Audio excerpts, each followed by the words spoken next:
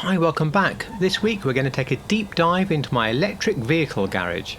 I'm assuming you've already seen the full musical chill out garage tour, and the idea of a deep dive is to look at each car in a bit more detail, including the photo of the one that inspired it, the crew colour if applicable, and a few words about the car. So let's get on with it. Confusingly, our first car appears to have an engine, but that's only in the game. The Grotti Furia, yes, that has an engine, but the Pininfarina Battista that it's based on most certainly does not. It's an EV. This year I've modelled mine around the Hyper GT, which is a very limited production run of highly bespoke cars. 1,900 horsepower, 0 to 60 in about 1.8 seconds. It's basically the Rimac Nevera underpinnings. So the car is phenomenally expensive and what I imagine to be almost uncomfortably fast with the acceleration. It's a fun car to drive, but for me it has no standout qualities, so I think it's really a collector's car because it's $2.7 million. There is a $2 million trade price. If you want to know how to get that, ask me in the comments. And lastly, I'm very pleased with the crew colour to replicate this particular green, so you may well find that's a nice one to copy. Moving on now then to a car that's not so expensive in the game, not so expensive in real life. The Pfister Neon, which is of course based quite heavily on the Porsche Taycan. I've done a full review on this car which I'll link below, and in that review it was white. There's quite a few white ones around. Well, later on I saw a photo of it in this lovely sort of raspberry pink colour called Ruby Star. Once I saw that, that was it. It had to be Ruby Star, and I got hold of a crew colour. I think it came from gtacolours.com, and that's on the bottom right, and it looks fantastic in this colour with these wheels. I am so pleased. As a driving experience, it's okay. You'll see more in the review, but the car can understeer or oversteer. It definitely feels its weight when it comes to braking, and like a lot of the electric cars in the game and even in the real world, it does have a low top speed. So it's great. I think it's again perhaps more for a collector than a must buy, but I do enjoy having mine, even if only to look at. When it comes to driving, I prefer the next car, the Coil Cyclone, over the Neon. It's based on the Rimac Concept 1, but I built mine on the Concept S, which is the track only one. Another car that can pretty much tear your face off, the same as the first car that we saw, with huge amounts of power and great track performance. My crew colour is a sort of whitey silver, which is what you need, but for some reason it looks a bit grey in the garage lighting, not sure why. It's about $1.9 million, and if you're on old gen or PC, this is about as good as it's going to get for a Rimac. Of course, if you're on the next gen, I know there's a Cyclone 2, is it, I think, and HSW versions. So let's move on from a car I do like to one I don't, the Lamborghini Terzo Millennio. This means third millennium, the one that we're in now, and it's Lamborghini's attempt to look forward at the sort of things we will need to do to our cars to carry on. It was pretty much just a concept. As you read up, it looks like one or two may have been actually produced, but it was never a full model. Well, apparently my character managed to buy one of those few, and she's bored stiff with the fact it was a sort of satin grey every year, so she's wrapped it in a vibrant purple just for your delight this year. That's great, but to drive, no. I mean, it's $2.8 million, so pretty expensive. It has very slow initial acceleration and only then picks up, which is ridiculous. This is not what electric cars do. It's a rear-wheel drive and exceptionally tail-happy, and although it's got quite a decent top speed, it does not make up for it. I don't recommend it. The Audi e-tron GT is the sister car to the Porsche Taycan. In the game, it's the Obey Omnis EGT, a very good looking car. I've painted mine Ipanema brown, if I've said that correctly.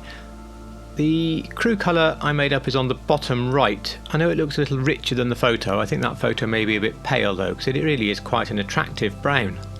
I don't do a Marnie tech, but if you do, this car does take it, and I believe it's one of the best cars for it. The electric cars are by far the best armoured and bullet resistant.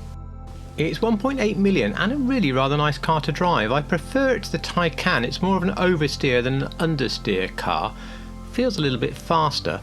I wanted to find out though whether it is, so I've got a little track battle between this and the Neon, and I'm going to put it at the absolute end of the video after I say goodbye, so just hang around at the end if you want that.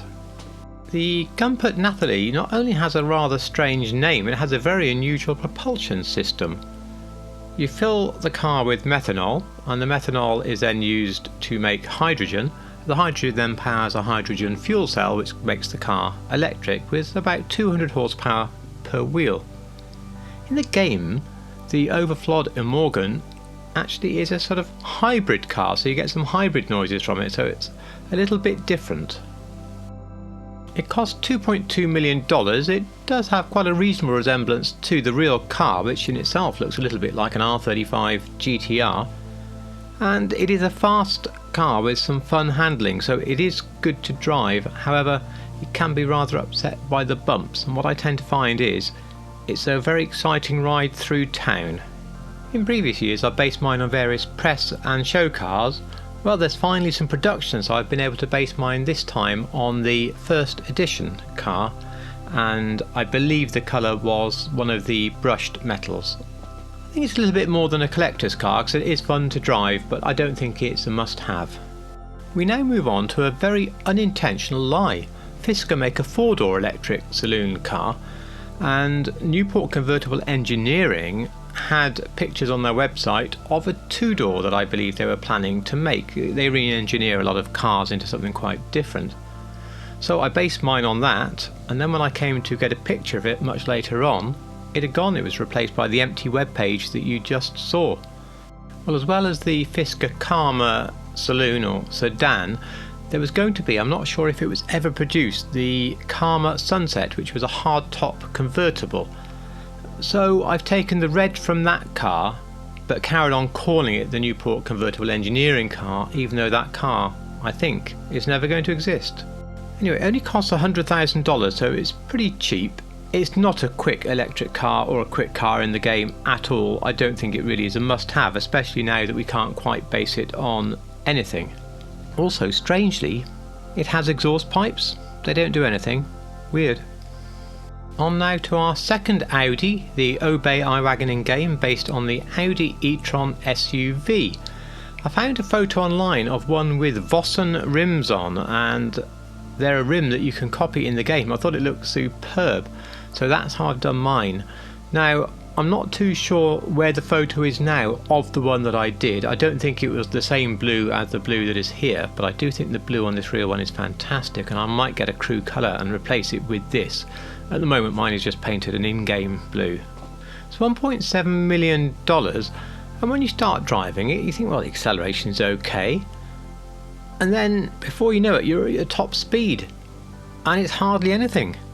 I looked it up on the wiki. It's 91 miles an hour. That's all it does. It's so slow. And then the other weird thing is it's got loads and loads of grip. So way more grip than go. It hardly ever gets unstuck on the road.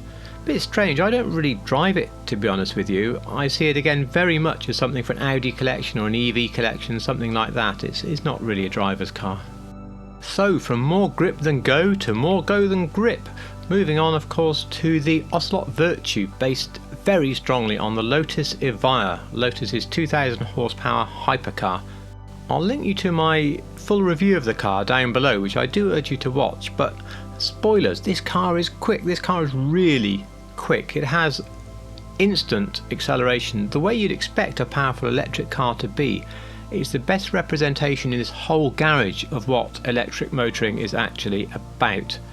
I imagine the real car is probably a 50-50 weight distribution, but the handling on this feels more like a mid-engine car, a bit like a Coil Voltic could be a bit twitchy. So your combination of high acceleration and twitchy handling is just so much fun.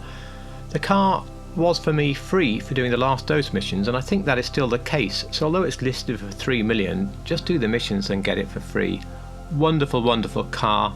My favourite in this garage. My crew colour for the Venom Green is down on the left, or Dew Yellow's not far off, or of course have a play on the Lotus configurator and find a colour that you like. I'm finishing with an electric motorcycle, the Western Power Surge, which is based very strongly on the Harley Davidson Livewire, which I thought was a rather good name for one of these.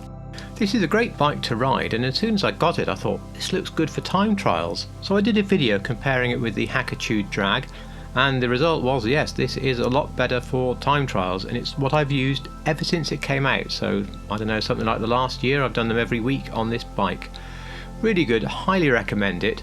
As far as customization goes, you're supposed to leave the side pieces on the bike to get the best handling. However, I've taken them off for the best looks for the garage tour, and I can't tell the difference, so take from that what you will. I'm not putting those pieces back on.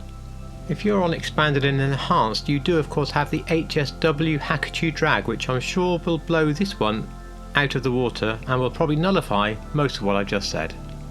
So those 10 vehicles are how it was, but now there's been a small change. The live wire is down at the clubhouse, and the Dodge Charger EV, the Buffalo, is now in its place. I've reviewed the car and the thumbnail said I expected more, and I did, so there's my quick review. So this concludes the deep dive into my EV collection, two of which sadly in the real world it turns out don't even exist.